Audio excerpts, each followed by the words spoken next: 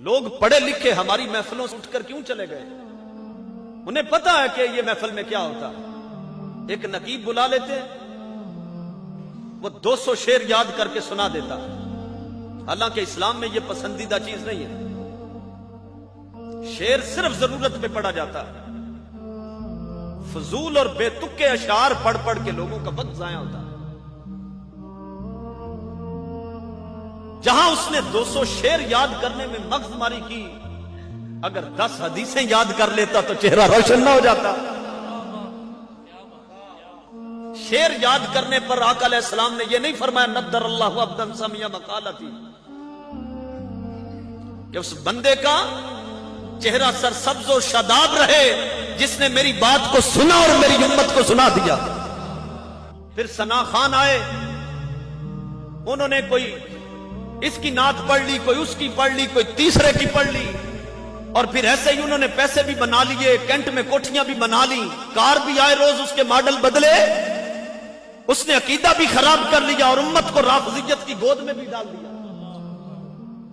بہتر نہیں تھا کہ ہمارے امام نے جو ہدایت بخش لکھی تھی، جو امام احمد رضا نے کلام لکھا تھا، اگر امت کو وہ سناتا، رافضیت کی نفی بھی ہوتی، ناسبیت کی نفی بھی ہوتی، تفضیلیت اور خارجیت کی نفی بھی ہوتی، اور عقیدہ اور ایمان بچ جاتا۔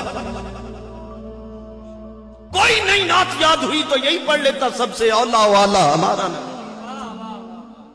جن کے پیروں کا دوبن ہے آب حیات، ہے وہ جان مسیحا ہمارا نبی، یہی پڑھ لیتا۔ پھر خطیب بلا لیے، وہ لچھے دار تقریر کرتے، وقت ضائع کرتے ہیں، شعر کوئی پڑھتے ہیں، واقعہ کوئی سنا دیتے ہیں۔